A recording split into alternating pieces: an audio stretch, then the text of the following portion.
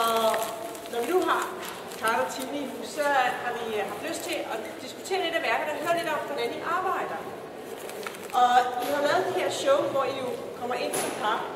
Og I arbejder sådan set også som par. Gør I ikke det? Vil I fortælle lidt om, hvordan I arbejder? Vi arbejder sammen om alting. Vi har et navn, så vi har 2 personer.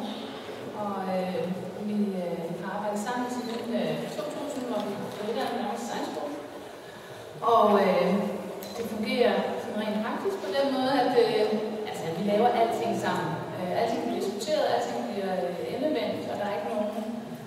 Selvom rent praktisk, så er det selvfølgelig mig og Karen, der laver ting, men det er altid klædest i hende. Så der er ikke nogen forskel på det. Ja, vi skal simpelthen tænde mikrofonen, så gør det virkelig det, jeg skal. Det er lidt spændende her på Svardborg. Ja, det gør det. Den måde, som vi prøver at få et fælles udtryk eller en fælles identitet på, i og med at det er 2 kunsthåndværkere, der har været hos hænderne, man skal sige, så skal vi jo have et fælles udtryk på en eller anden måde, eller et fælles idégrundlag. Og det har vi sådan kommet frem til, at det er ved at bruge koncepter eller idéer, altså at det i virkeligheden er, som vi kalder det selv, konceptuelt kunsthåndværk, at vi altid har en idé eller et sæt regler, nogle dogmer, noget, der styrer, hvad det er, vi skal lave, inden vi går i gang. Det er ligesom gennem samtale, vi finder frem til en idé, og så bagefter er det egentlig mere bare udførelsen, som vi så er sammen om. Og det gør, at tingene på en eller anden måde hænger sammen, selvom Tine har lavet det ene, og jeg har lavet det andet, så på en eller anden måde, så kan det blive en del af en større helhed, og ligesom vores fælles klædesværker i stedet for grænsen. Hvor mødte I hinanden i første omgang? Hvor startede jeg sammen? Vi gjorde det på designskolen, hvor vi gik i samme klasse, og i virkeligheden først det sidste år af vores uddannelse begyndte vi at lave en enkelt ting, et enkelt samarbejde sammen. Og så har vi egentlig lavet noget forskelligt siden.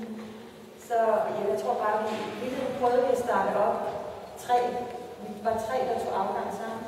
Vi prøvede at starte op alle 3 sammen, men mig og Tine var altid enige, og den tredje var altid uenige. Så det var sådan, vi havde en eller anden fælles målsætning,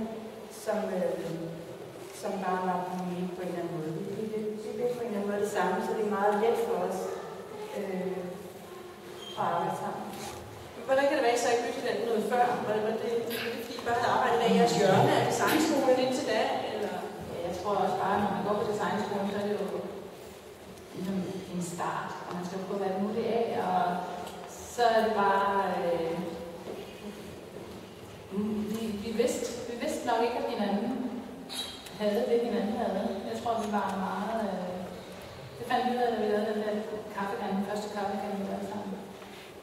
Og hvad var det for et projekt, I lavede til det første? Men det var en kaffekande til et sted, der hed Gæstebud 0. Nej, det hed bare Gæstebud. Og som vi lavede Moe Jensen, det var han havde lærer på skolen. Og det var simpelthen meget. Det var bare en kaffekande. Ja, det var ikke så spændende. Og det medførte så en masse andre projekter. Hvor mange år har I så arbejdet sammen, hvis I tæller sammen nu? Så er det snart 11 år. Så vi nærmer os, hvad hedder det? Bronzebryllup? Ja,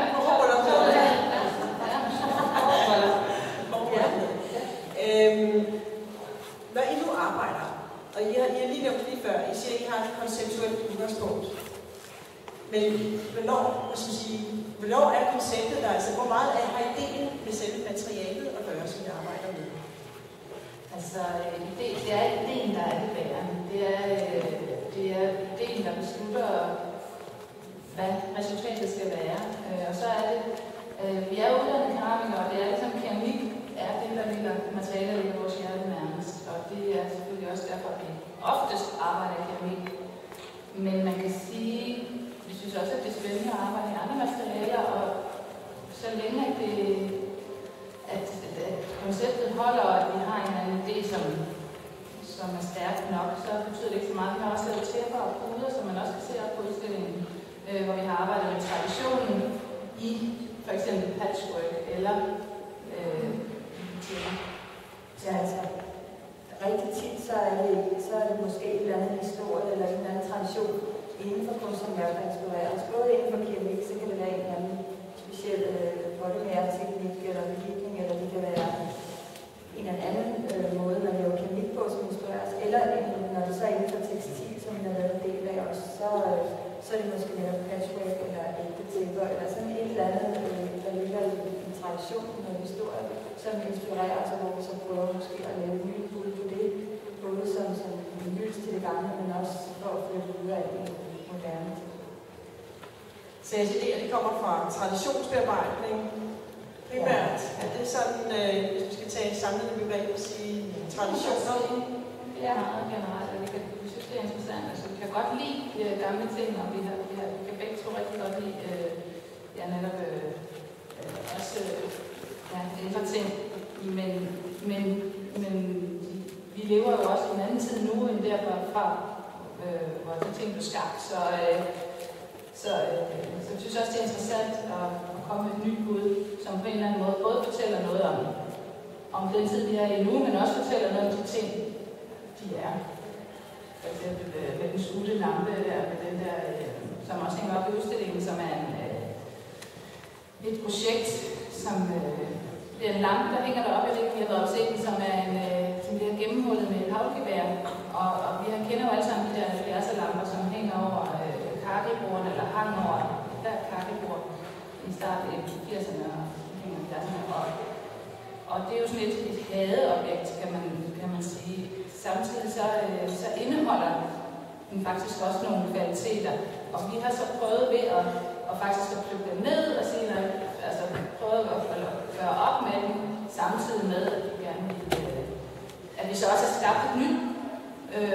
Det er en ny lampe, som egentlig ligner lidt den gamle, men som alligevel indeholder en fortælling om lampen.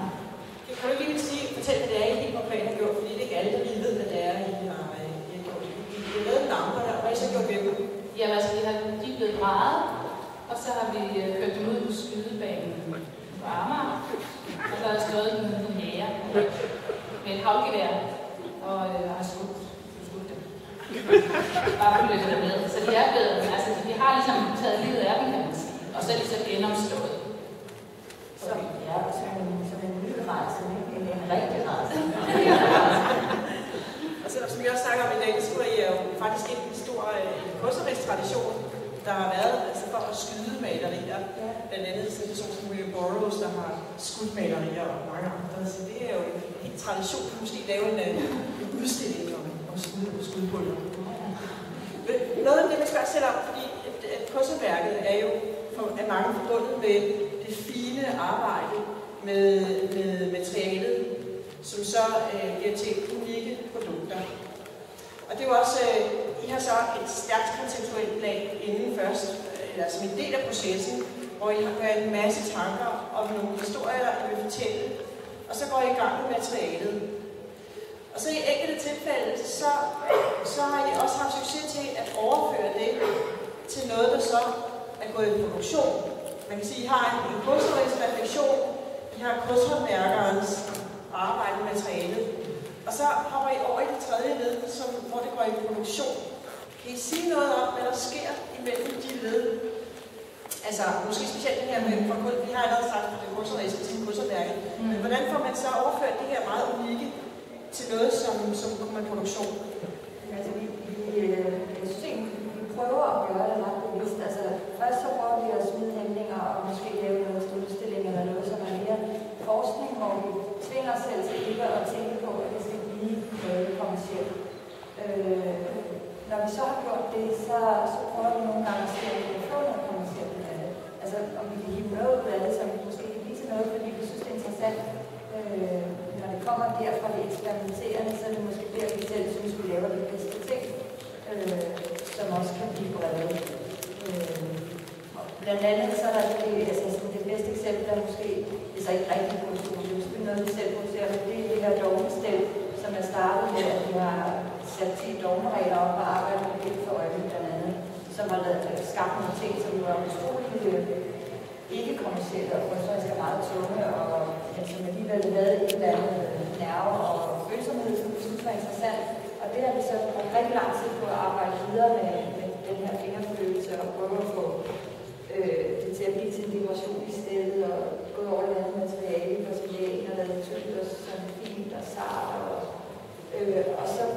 genre, som vi synes er et ret godt bud på noget, som er kommercielt, selvfølgelig ikke kommercielt, den måde, den store diskussion, men alligevel noget, som er stedet og noget, man skal bruge til daglig. Og det vi skriver, det er et sketch, der er med på Biennale for 4 år siden, hvor I havde sidebenet for øjnene, og så havde jeg haft 10 dogmeregler. Ja. Hvad var jeres regler for at lave det her sted? Vi måtte ikke se, vi skulle arbejde med bind for øjnene, og vi skulle arbejde i monterbare skala foran, og så skulle lave krusting. Alle tingene skulle være blå, som er en farve, vi ikke kunne lide på det tidspunkt. Så vi prøvede ligesom at lave nogle restriktioner, som gjorde, at vi lavede tingene uden at, ligesom at sige, at det ser det her flot ud, og det her godt. Vi skulle kun føle os frem. Så det var for ligesom at fremelske eller prøve at lave noget, som vi kun mærkede, hvordan det var. Så man ligesom gjorde den der følelse af tingene eksisterende. Ja, og alle de der, det er den der æstetiske sats, man normalt har, at den måde, man frasorterer, det er ikke godt nok, eller det er ikke flot design. Altså det var jo sådan, vi ville gerne prøve at skrælle af og lægge fra os. Og vi måtte heller ikke, når vi så havde taget billedet af, måtte vi gøre mere på tingene. Selvom man godt lige kunne lyst til at rette et eller andet lidt op, så var det sådan, for der det var. Det var lidt sjovt at prøve, at det var egentlig ret stor udfordring. Og skræmmende resultat. Men også lidt fedt, jo. Altså, ja. Og resultatet af det blå stel står omkring vores søjle, hvor vi så på den ene side har vi dogmestel, og på den anden side har vi så produktet, som så er naturfillingstillet. Nu lyder det jo som om, at alle jeres projekter er nogen, som I selv finder på, og så går I ud i verden med det efterfølgende. Kommer verden også til jer nogle gange med nogle opgaver? Ikke så tit, men altså, det er et eksempel på det, ja, det sker også, ikke? Tæppet har vi lavet, altså vi har ikke fået andre restriktioner end kan ikke lave tæppe. Som jeg siger, der er jo selvfølgelig ikke ramme. Eller katten, der hænger derinde, som er koppen, der hænger på væggen. Det var også en opgave om at lave en vægdekoration. Og den er så også jo ret åben. Så på den måde, det er et emne, der tiltaler os for noget, hvor vi tænker, her kan vi lave noget sjovt, og noget, der spiller på noget tradition. Men det er det. Og det udspringer også et samarbejde, I har med Kæler i forvejen. Ja. Og Kæler, de producerer jo nogle af jeres frisyreskole, ja. som vi jo så lige har haft fornøjelsen af at se. Det er frisyreprojekt. Hvordan kommer sådan et projekt i hus? Og hvordan går I så til Kæler og får dem overtaget til at sælge det i produktion? Altså, hvad er processen der? Jamen, altså, det er jo virkelig en utrolig lang proces, fordi vi lavede det første gang vi lavede frisørshow var i 2003, og vi lavede det på Galleri Nørreby i København, og det var jo et af vores første store projekter sammen. Og det er jo så udviklet sig siden, at vi har blevet ved med at lave shows og udstille tingene. Og fordi det er en frisøreskole, så kan man jo blive ved med at lave nye, fordi de er jo ved med at være typer, som man har lyst til at lave, ved med at lave nye skole. Så derfor så det der med produktionen, i virkeligheden så dem, der spurgte, var det også, der spurgte. Jeg tror, vi var ude og vise en masse ting. Så også var noget andet. Præsentere os her. Og så synes de, det synes skolen var. Jeg husker, at jeg synes, der var noget kælervæs i formgivningen. Et eller andet med sådan noget der var noget, der i hvert fald tiltalte på det tidspunkt, og vi har hele tiden gerne, men det hele tiden synes, det godt kunne være. Og det er også nogle år siden. Det er også lang tid undervejs. Og de kan købe sig op i vores butik, hvis man skal have en frisyr med hjem. Vi skal også se, vi har en anden, man skal sige, rimelig stor salgssucces, som er historien omkring jeres græsskole. Jeres græsvæser. Er det noget, I så selv fandt på at komme til Norge med, eller var det en opgave, I havde fået udefra, hvor nogen fik jer at finde på? Det var ikke Norge, der havde bedt os om det. Det var Dansk Design Center, der havde bedt os om at lave en næse til deres brugere i en café, der skulle hedde Dansk. Så det var vores egen, ligesom vi kunne lave, hvad vi ville. Faktisk blev vi ikke bedt om at lave en vase, vi blev bedt om at lave et eller andet til bordet, som skulle have noget som skulle handle om noget dansk. Så vi tog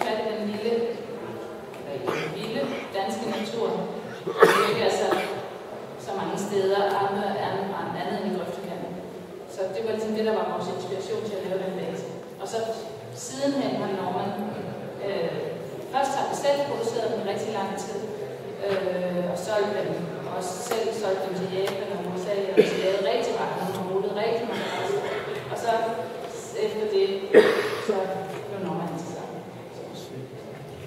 Og nu bliver det så produceret i Kina. Så nu sidder der nogle folk derovre, hvor vi jo er klare med 10 eller 10 millioner, vi bare ser. Hvor mange er så det? Der er jo andre succeshistorier også. Der er jo en rigtig berømt succeshistorie. Det er så dig, Karen, der havde den som et afgangsprojekt, eller et projekt, der du gik på designskolen. Og det er jo selve Megamusestillet, som mange jo sikkert kender.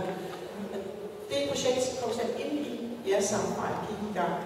Ja, altså det var et skoleprojekt. Det var faktisk inden afgang, for vi skulle også afgang sammen. Det var i 99, så det var faktisk det sidste projekt inden afgangsprojekt. Og jeg havde lyst til at arbejde med dekoration, og med dekoration som virkemiddel. Jeg ville gerne lave noget, hvor dekorationen kunne fortælle en historie på en eller anden måde, at det ikke bare var købt.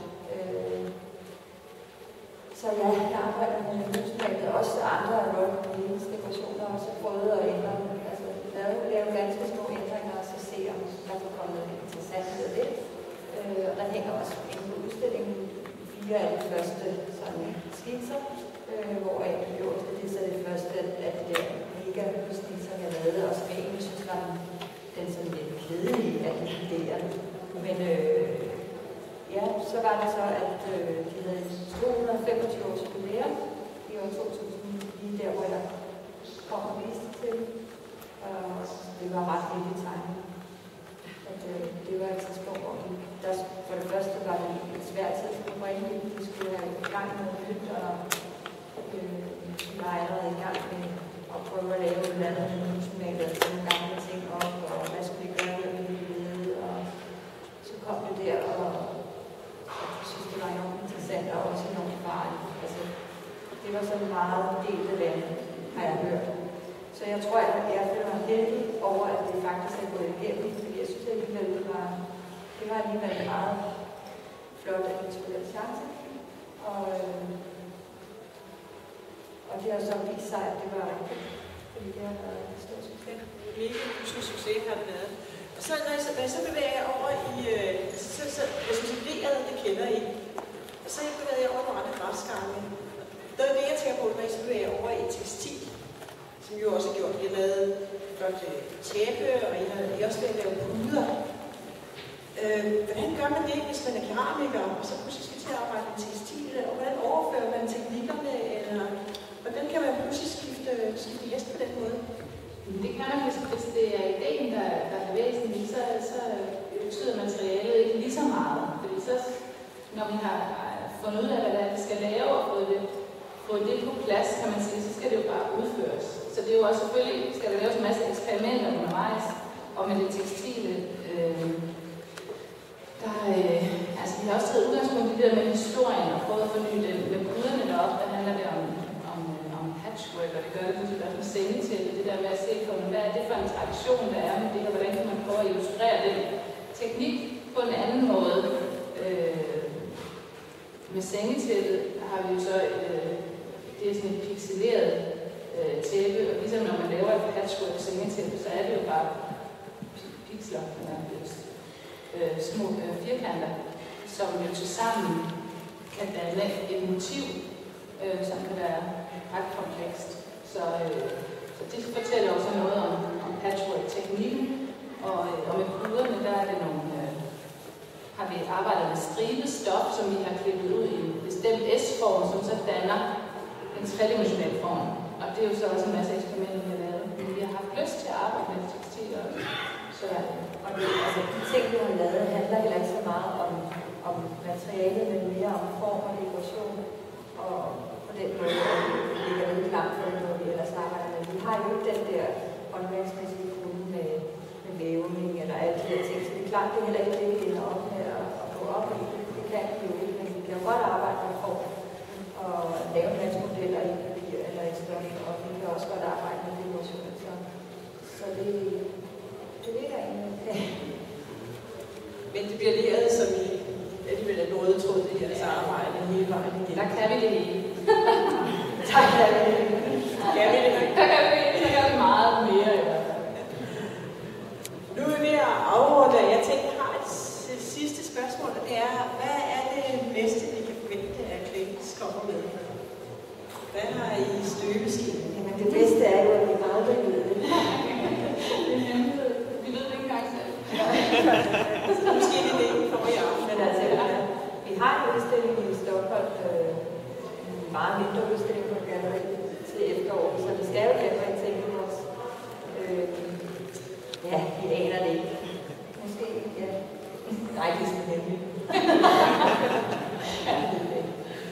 Jeg vil i hvert fald sige tusind tak til jer. Og så vil jeg fortælle jer alle sammen, at dem, der gerne vil vide mere, I skal jo selvfølgelig have jer et dameblad med hjem, et Cladies-katalog, som i bedste Cladies-stil naturligvis er lavet som et vaskeægte dameblad med brevkasse og gode råd og artikler, feature-artikler, alt sammen skrevet af nogle meget interessante personer. Og på engelsk, så det også skal komme ud i verden. Jeg synes, vi skal give Cladies en stor hånd.